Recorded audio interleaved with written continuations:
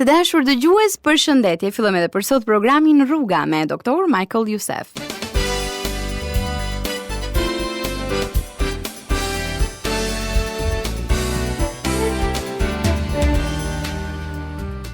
Ky është programi ynë i tretë i serisë më të re nga Letra e Jakobit, me cilën do të qëndrojmë edhe muajin e ardhshëm. Në programin tonë të rishkuar, Dr. Youssef na tha se sa herë që gjendeni në sprova nga më të ndryshmet, mos u dekurajoni. Përkundrazi qëndroni në Zotin. Prisni me durim deri në fund dhe atëherë shumë pyetje tuaja do të marrin përgjigje. Pam se sprovat janë pjesë e planit hyjnor të Perëndisë për të ndryshuar jetën e çdo besimtari. Në programin tonë të sotëm, Dr. Youssef do të ndalet një çështje shumë të rëndësishme për të gjithë ne: tundimet. Do të shohim se nëse i përballojmë ato me sukses do të rritemi shpirtërisht, por nëse nuk i përballojmë dhe bjem në tundim, jeta jonë shpirtërore do dëmtohet shumë. Për më shumë, le ta ndjekim me vëmendje Dr. Youssef. Dëgjim të këndshëm.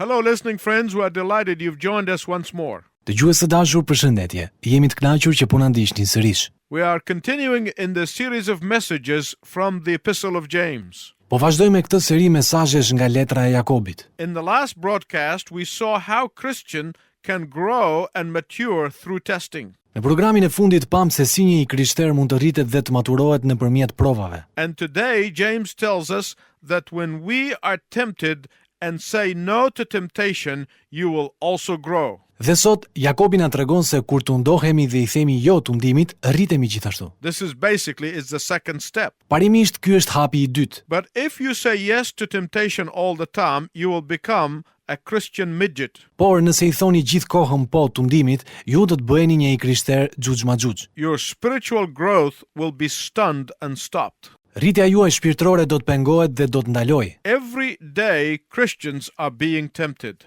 Të krishterët tundohen çdo ditë. Every day spiritual arrows are being fired at believers. Çdo ditë shigjeta shpirtërore sulmojnë besimtarët. The maturing, growing, healthy Christians are those who refuse to lower their shields and surrender. Të krishterë të maturuar, të rritur dhe të shëndetshëm janë ata që refuzojnë të ulin burojat e tyre dhe të dorëzohen. The believers who fall into temptation and indulge in sin, whatever it may be, become spiritually paralyzed. Besimtarët që bien në tundim dhe kënaqen në mëkat, çfarë do lloj mëkati qoftë, paralizohen shpirtërisht. They cannot continue on the road to recovery until sin is dealt with. Ata nuk mund të vazhdojnë rrugën drejt shërimit derisa përballen me mëkatin. They cannot continue on the road to recovery until they judge sin in their hearts. Ata nuk mund të vazhdojnë rrugën drejt shërimit derisa të gjykojnë mëkatin në zemrën e tyre. They cannot continue on the road to recovery until the matter is cleared up with their heavenly Father. Ata nuk mund të vazhdojnë rrugën drejt shërimit derisa çështja të qartësohet me anë të Atit qiellor. From the time when we are small children, temptation is always there. Që nga koha kur jemi fëmijë të vegjël, tundimi është gjithmonë aty. Children would say, the devil made me do it. Fëmijët mund të thonë, djalli bëri që të veproj kështu. Adults even try to use the same excuse. Të rriturit madje përpiqen të përdorin të njëjtin justifikim. The other day I heard about a little boy who had put his hand in the jar of honey. Dje dëgjova për një djalë të vogël që kishte futur dorën në qypin e mjaltit. The other day I heard about a mother who left a small son in the house just for a short time and said to him, while I'm gone, don't get into the jar of honey. Dëgjova për një mama që kishte lënë për pak kohë djalin e saj të vogël në shtëpi duke i thënë, kur të mos jem këtu, mos shko tek qypi i mjaltit. No, mother, he said, I will not do that. Jo, mami, tha ai, nuk do ta bëj. When she returned, the mother noticed the honey between the boy's fingers and in the corner of his mouth. Kur u kthye, nëna vuri re mjaltin mes gishtërinjve të djalit dhe në gojen e tij. She said to him, didn't I tell you not to get into the honey jar? Ajo i tha, a nuk të thash të mos fusësh duart në vazon e mjaltit? Yes, mother, you did. Po, mami, më the. Didn't I tell you that when Satan tempts you, you should tell him to get behind you? A nuk të kam thënë se kur Satani të tundon, duhet ta urdhërosh të shkoj pas teje? He said, yes, mother, but when he got behind me, he pushed me right into the honey jar. Ai tha, po mami, po kur ai ishte pas meje më shtyu drejt në vazon e mjaltit. How true this is with many a child of God who cast aside glances at temptation and ponder it in their hearts and fall right into it. Sa e vërtet është kjo për shumë fëmijë të Perëndisë që hedhin një shikim drejt tundimit dhe mendojnë dhe bien drejtë në të. But I can tell you that there can be no growth, no maturing, no progress until the sin is dealt with. Por mund t'ju them se nuk mund të ketë rritje, maturim, nuk mund të ketë progres derisa të përballeni me mëkatin. If you are a person who does not have a personal relationship with Jesus Christ, Nëse ti si person nuk ke një marrëdhënie personale me Jezus Krishtin, if you have never come to him acknowledging him as your only savior and the Lord of your life, nëse nuk keni shkuar kurrë para tij duke e pranuar si shpëtimtarin tuaj të vetëm dhe Zotin e jetës suaj, you must begin by repentance and by establishing this relationship which God offers to you as a free gift. ju duhet të filloni të pendoheni dhe të krijoni këtë marrëdhënie që Perëndia ju ofron si dhuratë. If you are a person who has known Jesus as Savior and Lord and are temporary backsliding, then I want you to listen carefully. Nëse si person e njeh Jezusin si shpëtimtarin dhe Zotin tënd dhe përkohësisht je tërhequr, atëherë dëshiroj të më dëgjosh me vëmendje. I have good news for you. Kam një lajm të mirë për ty. You can get back on track. Ju mund të ktheheni sërish në shteg, But you must understand this. por duhet kuptoni këtë. God does not change his mind about your salvation every time you fail. Perëndia nuk ndryshon mendjen për shpëtimin tuaj sa herë që ju dështoni. He does not rewrite his will each time you don't do what he wants you to do.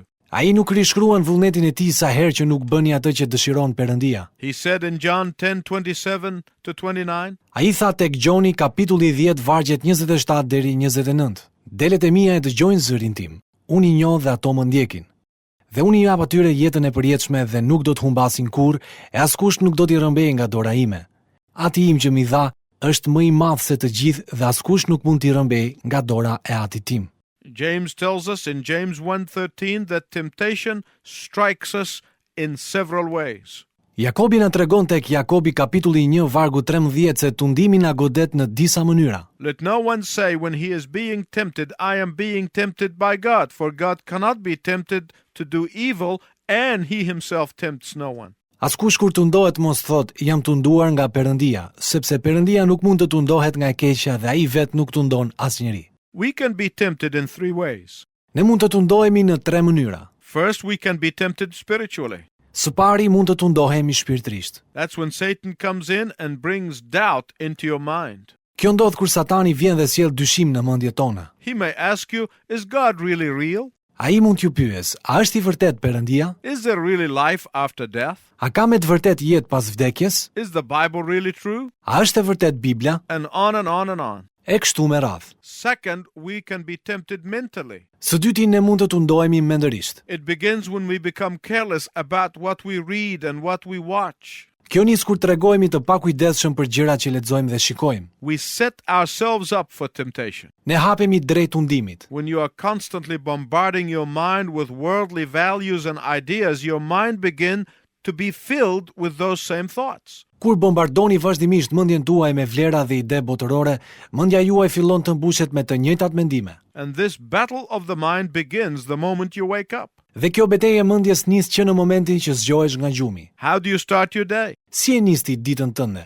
Do you start your day with the newspaper? E nis ditën duke lexuar gazetën? That is a sure way to get depressed. Kjo është një mënyrë e sigurt për të rënë në depresion. Do you start by thinking about what you have to do on that day? A e nis ditën me mendimin se çdo të bësh gjatë saj? This is a sure way to get overwhelmed. Kjo është një rrugë e sigurt për t'u tronditur. Then thirdly, we are tempted physically. Dhe së treti ne tundohemi fizikisht. You say, how do you get tempted physically? Ndoshta thoni, si tundohesh fizikisht? You can go through an experience that leaves you bitter and angry and you sin with your tongue. Ndoshta mund të përjetoni një situatë që ju zemëron, ju inatos dhe kështu mëkatoni me gjuhën tuaj. You see an opportunity to make money and you know that it is not altogether ethical, but you decide to do business anyway. Ju shihni një mundësi për të siguruar para që e dini se nuk është etike, por gjithsesi ju vendosni të bëni biznes. The tempter comes to you and says, just this one thing won't hurt you, just this one time is not a big deal, everybody does it. Tunduesi vjen tek ju dhe ju thot, vetëm kjo gjë nuk mund t'ju lëndojë. Vetëm këtë herë, nuk është ndonjë gjë e madhe. Çdo kush e bën këtë.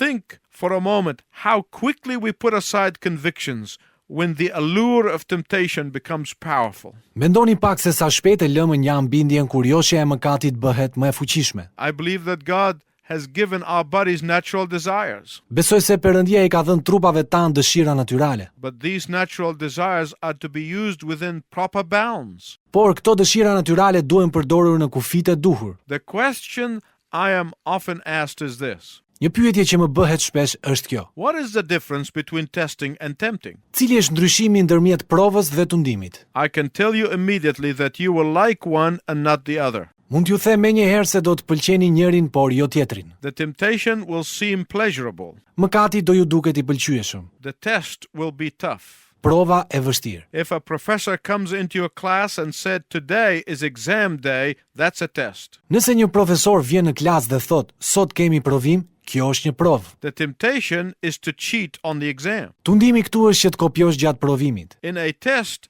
God puts his finger on something in your life and says, "This must go." Gjatë një prove, Perëndia vendos gishtin mbi diçka në jetën tuaj dhe thot, kjo duhet të shkojë. The temptation says, "Resist it. Tundimi thot, rezisto. Hang on to it as long as you can." Mbahu derisa të mundesh. The test says, "Act responsibly." Prova thot, vepro me përgjegjësi. The temptation says, "Be indisposed and run." Tundimi thot, bëj si i sëmur dhe ik. Test says, "Sacrifice your desires." Prova thot, sakrifiko dëshirat e tua. The temptation will urge you to satisfy your desires. Tundimi do t'ju lutet që të përmbushni dëshirat tuaja. When you submit to tests, you will grow tall in the Christian life. Kur i nënshtroheni provës, do të rriteni në jetën tuaj të krishterë. But yielding to temptation keeps you a spiritual baby. Por duke u nënshtruar tundimit do të mbeteni shpirtërisht një bebe. By yielding to temptation, you become consistently lacking in self-discipline.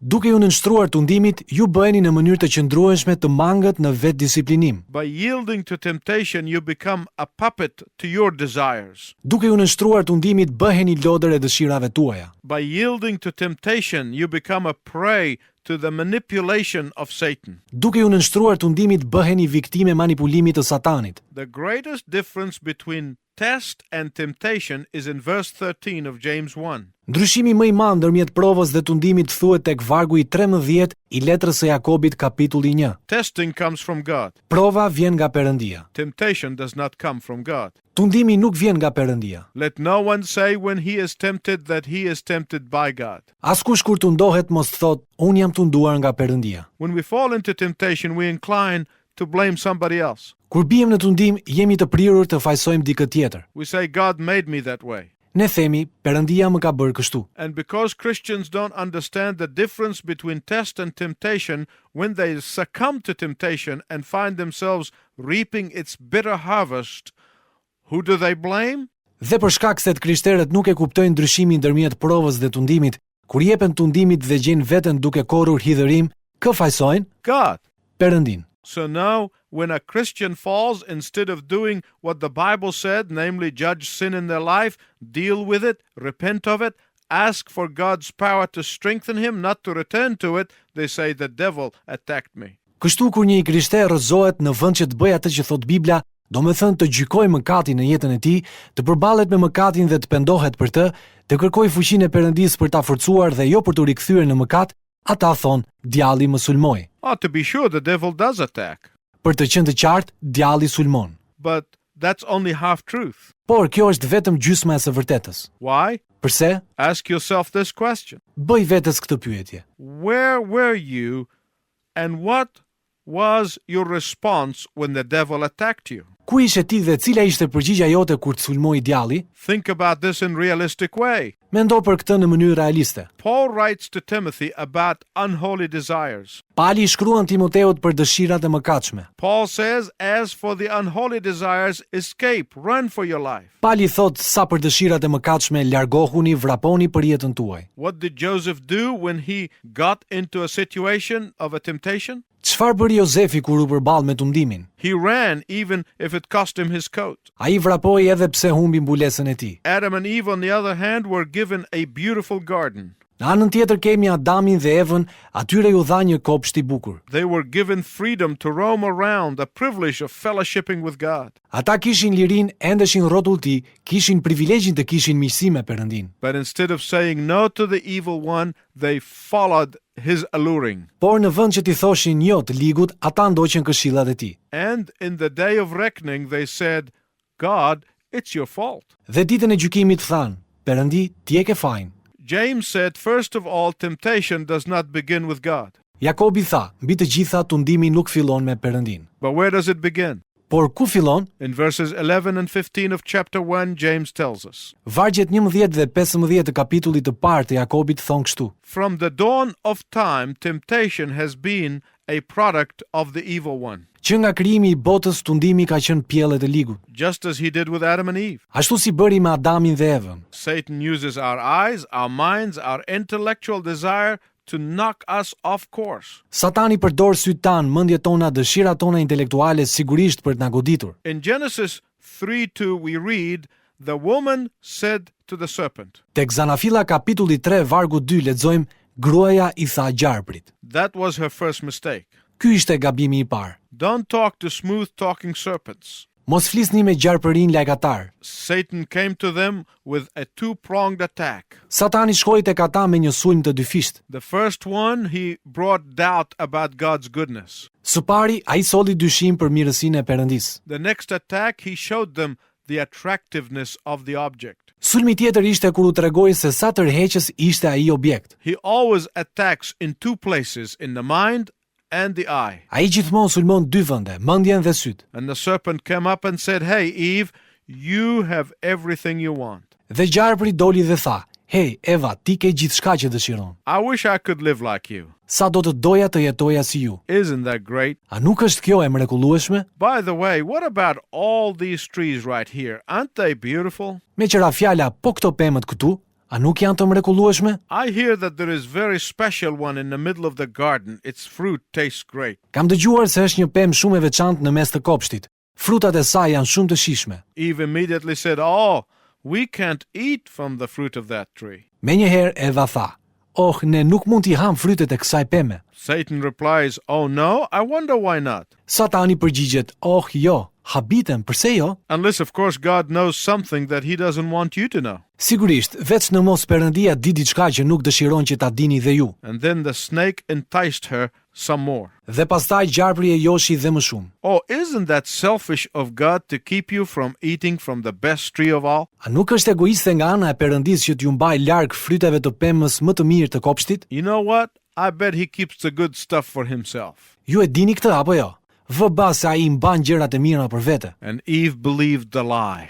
Dhe Eva e besoi këtë gënjeshtër. While she may never have given it a thought before, now every time she walks by the tree looked very appealing. Edhe pse nuk kishte menduar asnjëherë më parë për të, tani çdo herë që kalonte pranë pemës, ajo i dukej shumë tërheqëse. And they say the rest is history. Dhe ata thonë se pjesa tjetër s'ka shumë rëndësi. What leaves us vulnerable to being lured, James said, is this: Jakobi tha se ajo që na bën të prekshëm nga joshja është kjo. the selfish pursuit of pleasure, Ndjekja egoiste e kënaqësive, the unchecked desire, dëshirat e pakontrolluara, the unrestrained lusts, dëshirat e papërmbajtura, and the undisciplined lives under the superpower of all-powerful and mighty spirit called the Holy Spirit. dhe jetët e padisiplinuara në pushtetin e jashtëzakonshëm të shpirtit të plot fuqishëm dhe të madhërisëm që quhet Shpirti i Shenjtë. This is the point of the remaining verses 16 to 18. Ky është thelbi i vargjeve të mbetura 16 deri në 18.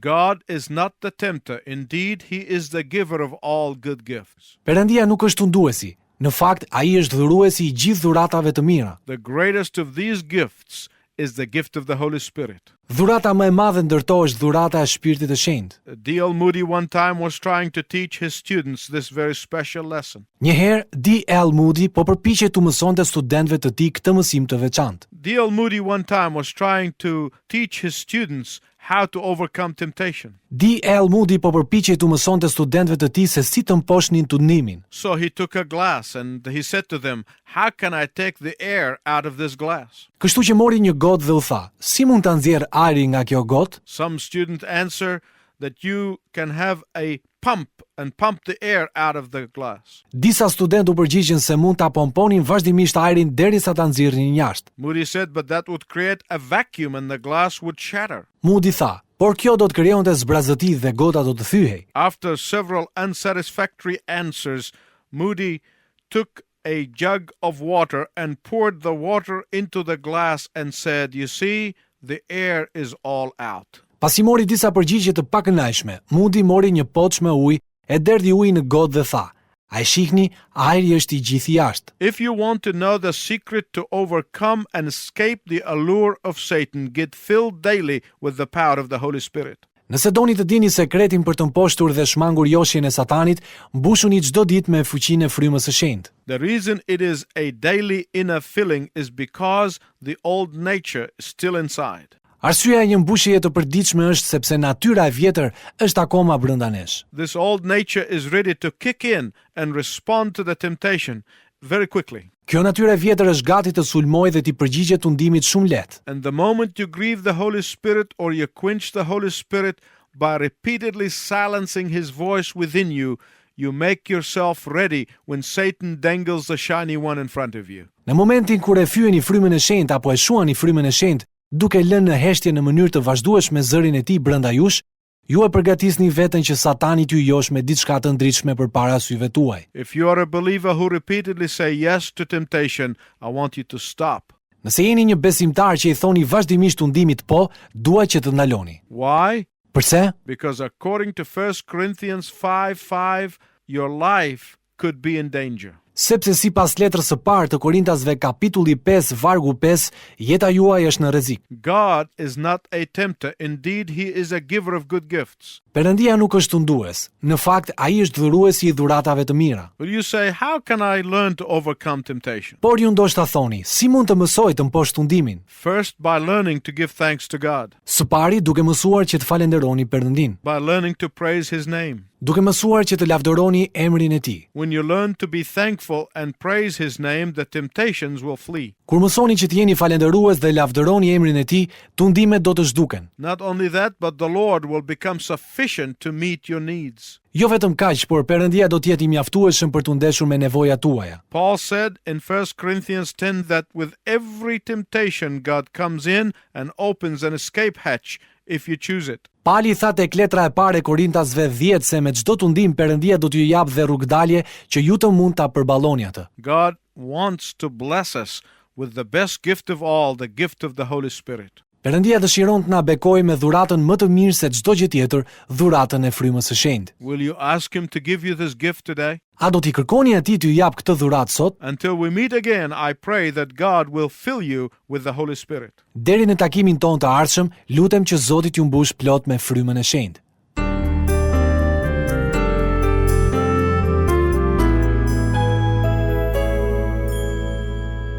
Të dashur miq, minutave të programit tonë ka ardhur fundi edhe për ditën e sotme.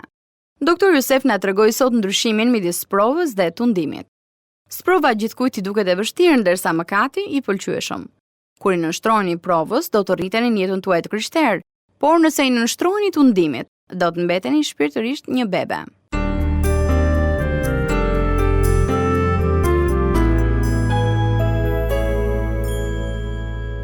Në programin tonë të erësardhshëm, Doktor Jusef, në programin e 4 të serisë mbi letrën e Jakobit, do të ndalet në një çështje shumë të rëndësishme në kohën tonë.